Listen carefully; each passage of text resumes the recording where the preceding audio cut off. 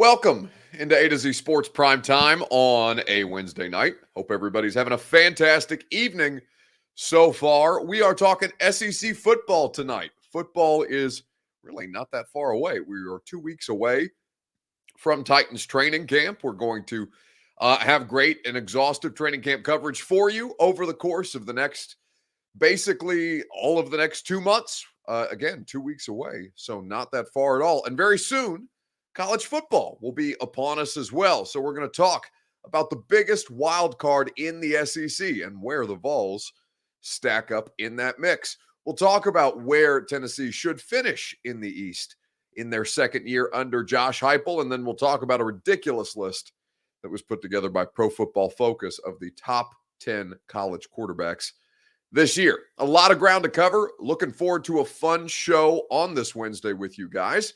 Need you to do us a courtesy, though, so we can have fun with not just you, but more of your friends. Need you to share this show. If you are on Twitter, please retweet it.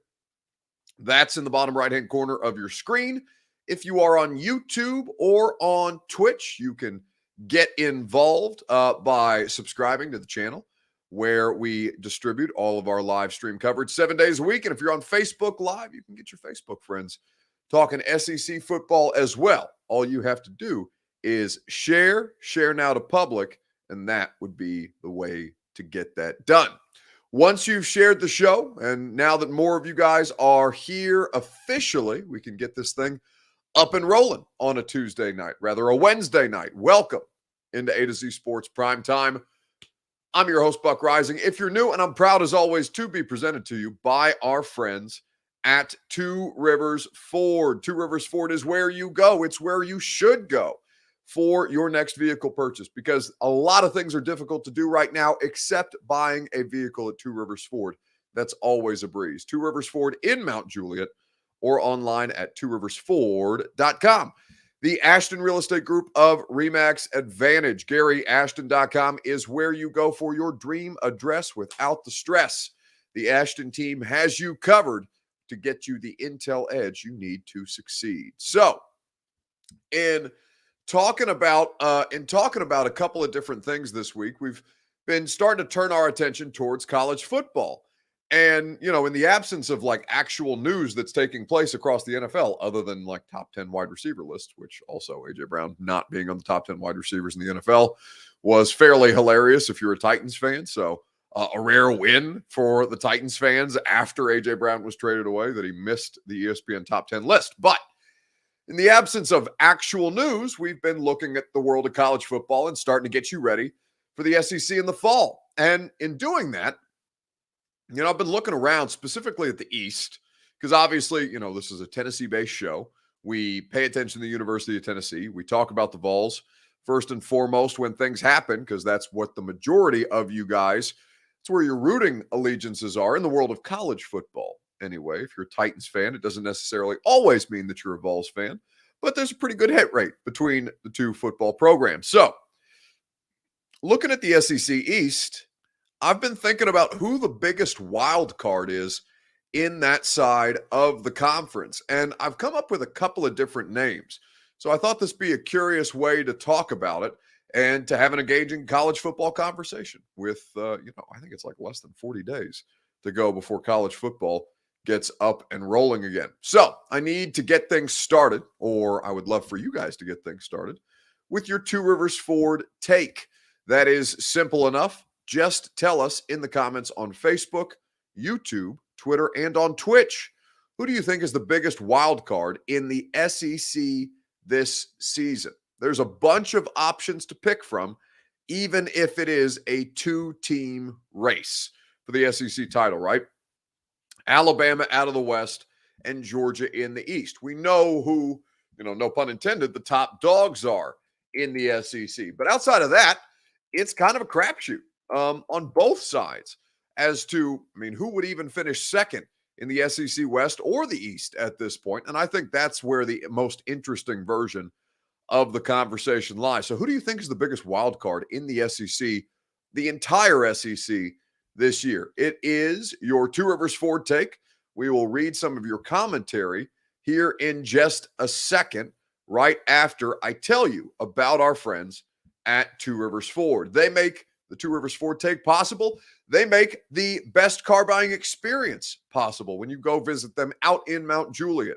You don't have to go to the dealership if you don't want to. You can give one of their non-commissioned sales staff a call to keep a lookout on a vehicle that you may want. They may fit your family's budget or your needs, and they'll give you a shout when those vehicles become available in stock. Or if you want to build your next Ford at Two Rivers Ford, the same way that I did, you can do the Built For You program that Two Rivers Ford does so well. They'll custom order it, custom build it for you, and deliver it right to your door. So many great options at Two Rivers Ford. So give them a look at tworiversford.com or out at the dealership in Mount Juliet. Two Rivers Ford, the best in the business. So, who's the biggest wild card in the SEC writ large? Because I think if you look at Kentucky with Will Levis, who is probably a first-round pick at quarterback this year. We'll see how his season goes. But he's projecting as such and certainly has the tools to be. You look at a program like Auburn or Texas A&M, Arkansas even, who is playing or far exceeding expectations under Sam Pittman. Also, I believe Sam Pittman heading into year 3 as the Arkansas head coach. They have gone above and beyond, and it's really seemed like a good fit. Tennessee, how do they factor in the East? Should the expectations be for the Vols to be second to Georgia? They consistently own Kentucky head-to-head, and Kentucky would seem to be their greatest opponent in the East this year, but is there something that we're missing? South Carolina with Spencer Rattler, the Oklahoma transfer at quarterback. I'm not entirely sure what to make of that experiment, but I know that it is intriguing. And then Florida, certainly with Billy Napier, the new coach, but also a huge talent in Anthony Richardson that just hasn't quite figured it out yet. Where are the wild cards that can kind of trip the rest of the SEC up looking at their schedule this year? I think for a lot of people, the Vols are going to be the team that you choose. Stephen Sawyers says, I'm going to say Tennessee. They lose to Bama and they lose to Georgia, but they basically handle the rest of their schedule. So you're basically projecting Tennessee to be, what, a 9-win team? Certainly by the end of the regular season, that would seem to be the case. And theoretically, I think they're capable, right? An improvement of 2 wins. It's not outrageous, especially when you look at who you're playing and what they're kind of returning. Like I said, Kentucky is your biggest threat there, legitimately, without knowing exactly what South Carolina is going to look like this year. And, you know, the rest of the East, I mean, Missouri and Vanderbilt, I don't think anybody expects them to do much this year. Looking elsewhere in the SEC East, I don't think there's much of a threat from a team like, that's not the East. Mississippi State is in the West, but still, like, Mississippi State is perpetually I don't want to call them a bottom feeder because that's not true. They did well under Dan Mullen, and they should be able to make some noise. But like teams like Mississippi State and LSU, I have no idea what to do with in 2022. B. French says Florida is the biggest threat, Buck. My gosh. Well, I don't know, man. Like, what about Florida losing Dan Mullen, even as he was hugely ineffective at the end? What about Florida? This should be the year that Tennessee beats Florida. Full stop. Like, Tennessee has all of the advantages. I believe that game is in Knoxville, if I am not mistaken. I'll look up the Vols football schedule while we're doing the primetime show right now. But Tennessee, or rather Florida, is at Tennessee September the 24th of this season. So it's at home. They're not, you're getting them earlier in the season, right? It's the 4th game of the regular season after you get the opportunity to kind of get your feet wet against Ball State, Pittsburgh, and Akron. You open SEC play with Florida, and it's a great opportunity to kind of put your thumb on them in ways that, honestly, you should have done last year. The last time that Florida looked competent in the 2021 season was beating Tennessee. And for that, I think that's probably the most, even though Florida was favored and you understood why, that was probably the most inexcusable loss that the Vols had last year, as far as I'm concerned.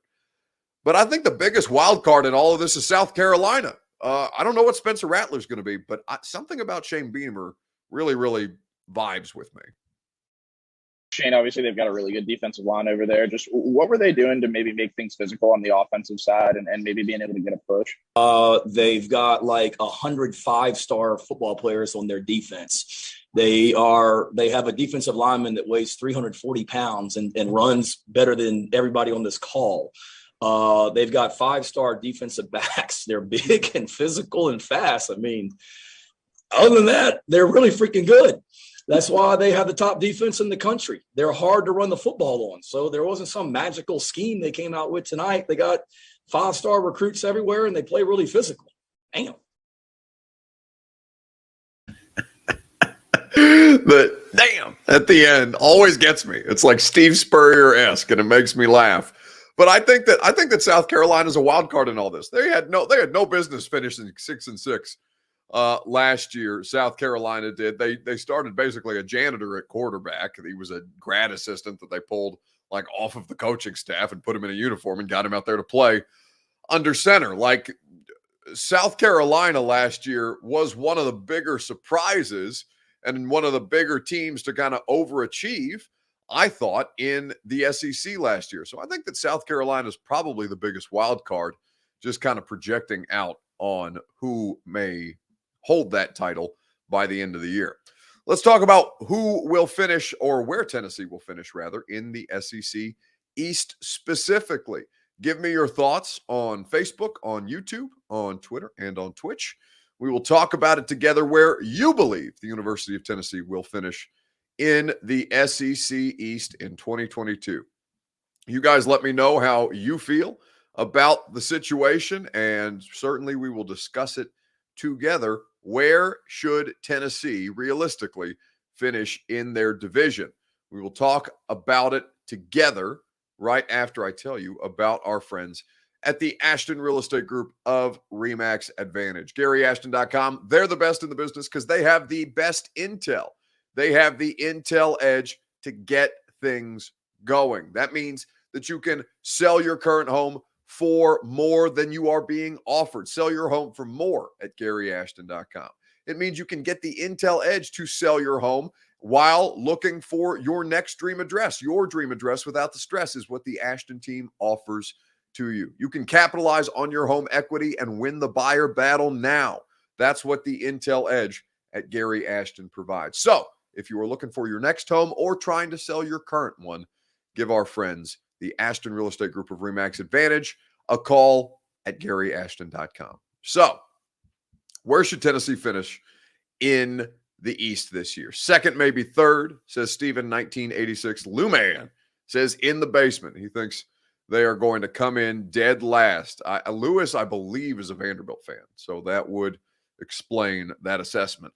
Stephen Sawyers says you already know, I think, number 2, which is fair. And listen, I'm not here to downplay confidence. I've been trying to gas my radio. The executive producer for the radio show, Lucas, is a Tennessee alumni, and I am gassing him up about his football team more than he is. I'm excited about Tennessee. I think they've got legit potential, and I think the East is basically there for the taking outside of Georgia, right? I mean, who's clearly going to win it, but still, to make progress, to finish second would be a huge improvement. Remember also that in 2021, Tennessee did finish third in the SEC East, and did so well with 7 wins.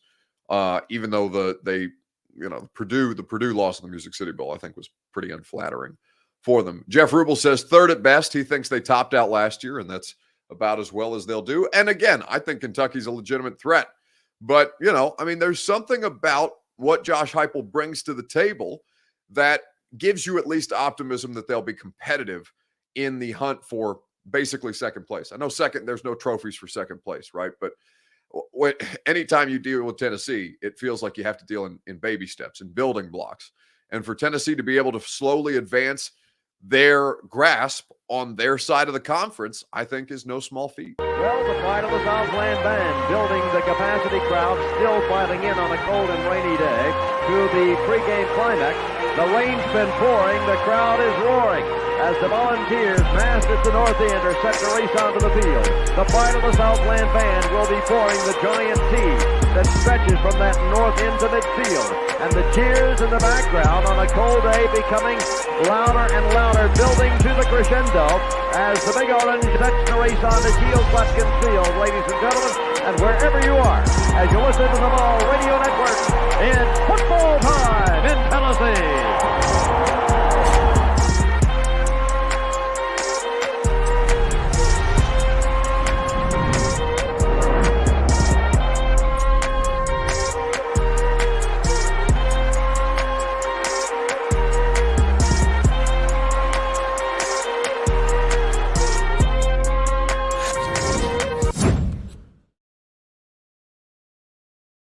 So, yeah, it gets you excited, right? And Josh Heupel's recruiting momentum makes you feel good about the trajectory of the program, even if that's, a 2023 class that you won't see for a couple of years. Now, Jeff says something that is absolutely so. If Tennessee wants to get second, that defense has to improve a lot, and that's secondary. By the way, Jeff is 1,000% accurate. That secondary does not inspire optimism, right? They've got depth issues all over the place, just as they did last year. And there's reason to feel good about it. Like I said, the 2023 class is far from over. They'll probably see some defections. Most teams like that do. But to have the top overall player in the state of Missouri, a 5-star defensive end in Chandavian Bradley, to have the number one player in the state of Tennessee, and him also be, Caleb Herring, a player on the edge, you feel pretty good about the things that they are going to project as, but that's not here yet, right? They have to play this season with the personnel that they have. They certainly haven't done what you would like or as much as you would like for them to do in the transfer portal, but the options there, based on what's still available, it doesn't look like it would be an obvious upgrade over what they had. But, to add bodies is still critical in the middle of all this. Tim Banks, the defensive coordinator, who came over from Penn State as a bit of an unknown, I think he overachieved with a below average talented unit last year. You had a couple players who you felt pretty good about. Matthew Butler and Alante Taylor were both draft picks this year, so it's not like they had outright bad personnel. There's some players on that team. Theo Jackson as well, right, for the Tennessee Titans. But looking at this, depth is something that they did not have last year.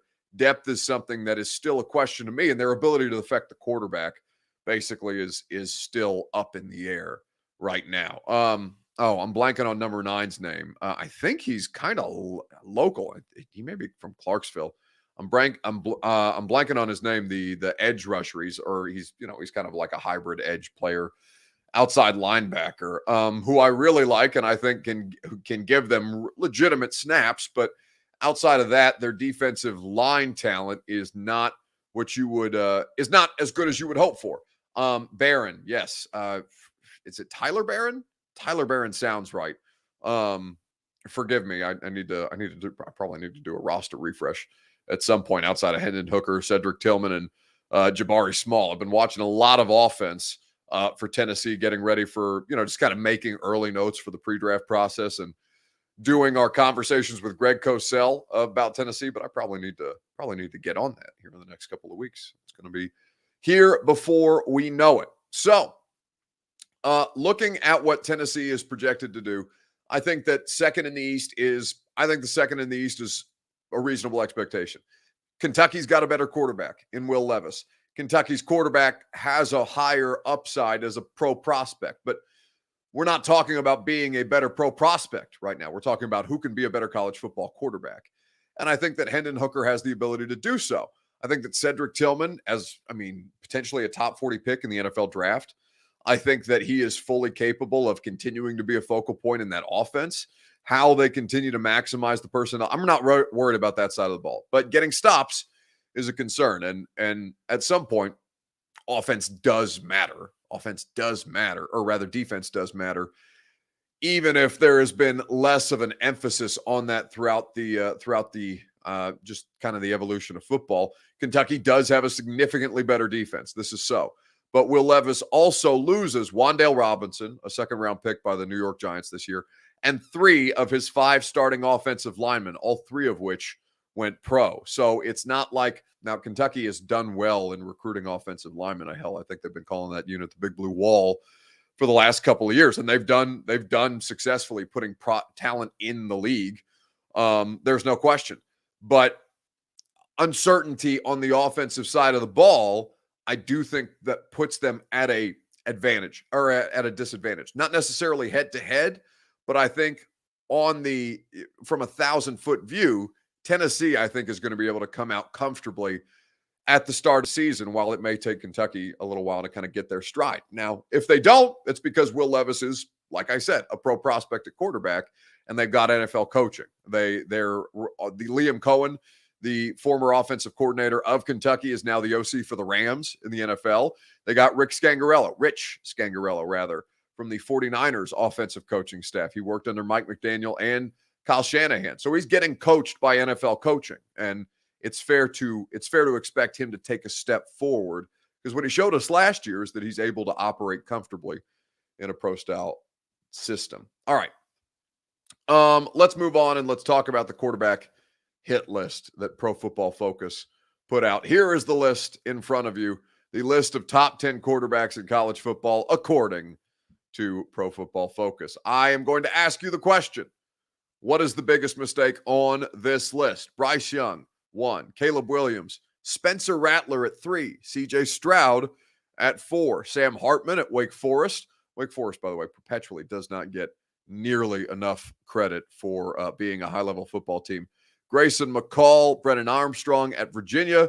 Dylan Gabriel at Oklahoma, a transfer quarterback who's going to have a big impact. Speaking of transfers, Keaton Slovis, who no longer plays for USC. In fact, he's on the Pittsburgh roster. So this was a screw-up by Pro Football Focus. I just now noticed that. I did not notice that earlier. Tyler Van Dyke at the University of Miami, also on this list. And I mean, the ACC's got some really good quarterbacks this year. But where is the biggest mistake? Let me know in the comment section on Facebook, on YouTube, on Twitter, and on Twitch. While you do that, I will remind you that we are over halfway sold out for the Brooklyn Bowl Split Happens Bowling Bash. Coming up a week from today, we are throwing an incredible party. Austin Stanley and Zach Bingham are coming to hang out. Producer Reed and some of the other A to Z Sports crew will be in attendance, as well as a lot of our friends from the radio show. Ramon Foster, Coach Dave McGinnis of Titans Radio, former Titans linebacker Darren Bates, our buddy comedian Josh Black, and a few others that we're excited to have. And we want you there. It's supporting a great cause. The proceeds of our party are going to charity. The charity is the Church at Mount Carmel, that puts on free youth summer camp programs for children in downtown Nashville that don't have the financial support systems around them to do it themselves. So it's a great cause. It's a fun night. You can purchase a ticket at 1045thezone.com. If you do that, what you get? 3 hours of bowling. You get to hang out and drink with us, and your drinks are free with your ticket. You get free food with your ticket. You get bowling shoes with your ticket. You get the whole 9 yards. You get Brooklyn Bowl for 3 hours with 75 of your closest friends and A to Z Sports primetime consumers. So do that at 1045thezone.com. I cannot wait to see you guys out there. And by the way, you guys kick ass. I know I said this last night, but you guys kick ass for buying as many tickets as you already have. But we want this mother bleeper to be a sellout. We do. We want to, I made this analogy on the radio show today. But like Josh Black is a comedian, and Josh Black is now pitching a sellout streak of 12 consecutive shows that he's sold out at Zanies. It's pretty damn good. Now, I haven't done 12 consecutive bowling events or whatever this is. This is the first time I've put on something like this. And, I can't say that I have single-handedly put this on. I have not. That's not true at all. In fact, the radio station has done a tremendous job organizing this. Lucas has been a big part of this, the promotions director, Rich Ferris. Anyway, what I love is that you guys kick ass, and you've bought as many tickets as you have already, but I want to sell out. I want to sell out for a good cause, and I think that we should all celebrate it together. Like I said, if we sell it out, everybody's getting drinks on me, honest to God, because I'm going to be happy as hell. And I'm very excited about this whole proposition. All right. So do that at 1045thezone.com. What's the biggest mistake on this college football quarterback list? Outside of the fact that Keaton Slovis now plays at Pittsburgh and Pro Football Focus screwed that up themselves. Bryce Young, Caleb Williams, Spencer Rattler in there is funny because he wasn't even the best quarterback on his own roster last year. And apparently he's now better than CJ Stroud, who is probably going to be, in some order, some form or fashion, one of the three first quarterbacks selected in the NFL draft. Like I said, Sam Hartman at Wake Forest. I like Wake Forest a lot, actually. And Dylan Gabriel at Oklahoma as a transfer is going to be fascinating. Tyler Van Dyke is probably the overall best quarterback in the ACC. And like I said, the ACC's got a lot of interesting players. Keaton Slovis, Tyler Van Dyke, Brennan Armstrong, and Sam Hartman all play in the ACC. But I think the biggest mistake on here is, without question, Spencer Rattler. Because any list that does not include Will Levis, but also includes Spencer Rattler, I'm sorry, I just cannot accept that. Will Levis needs to be on that list. Now, I see a lot of you guys yelling at me about Hendon Hooker, and that you think Hendon Hooker belongs on here. I would definitely take Keaton Slovis off for Hendon Hooker.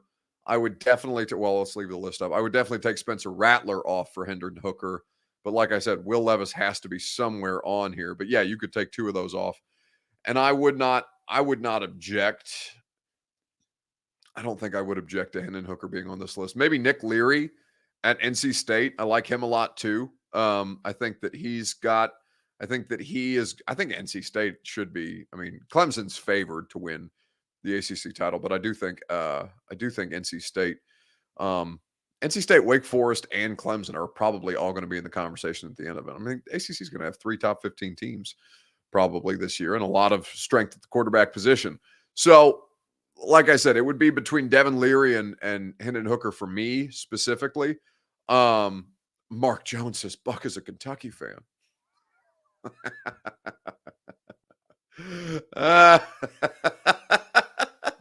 Mark, are you thick? Mark, a Kentucky fan? Listen to me. I don't ever move the camera. I think it's bad form to move the camera around while we're doing the primetime show, but I'm going to unhinge my setup so that I can directly turn my laptop in the direction. I think I'm going the correct direction. In the direction of my Indiana University diploma and graduation letter that sits above me. A Kentucky fan?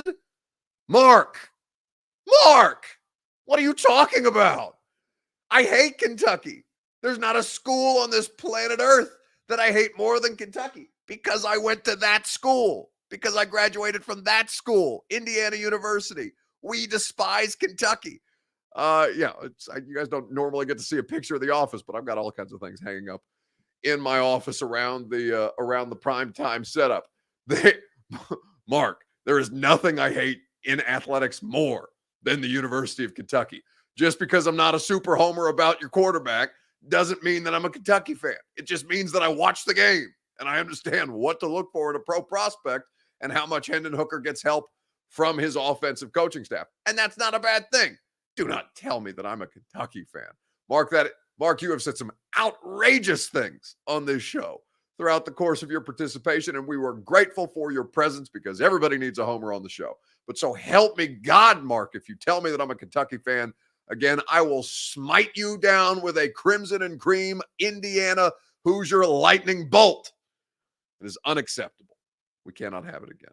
A Levis fan then. Yeah, you're damn right. He's a good player. I can hate Kentucky and also like Will Levis. It's completely reasonable. You know why? I'm not a fan. I don't give a shit. It's my job. It's what they pay me to do. All right, enough of this. It's going to do it for us on the primetime show tonight. I'm glad we ended on a high note. Bravo, Mark. Radio show tomorrow. Josh Pate, speaking of college football, a lot of college football talk with Josh Pate of Late Kick and CBS Sports. He'll be in studio tomorrow. Also, we are going to point and laugh at the Nashville SC backline supporter section for a list of demands that they sent to the club today. So we are going to do our own list of demands that will take place on the radio show. I believe at noon we're doing that. Oh, former Vols offensive lineman Thomas Edwards going to be in studio as well. He's doing some cool stuff with Josh Dobbs that we'll talk about tomorrow from 10 to 1 on 104.5 The Zone. Have a fantastic evening. Kentucky stinks, even though I love all of our Wildcat fans who hang out here with us each and every night, because I know there are many of you in Middle Tennessee. Have a great evening. Radio show starts at 10, prime time tomorrow night.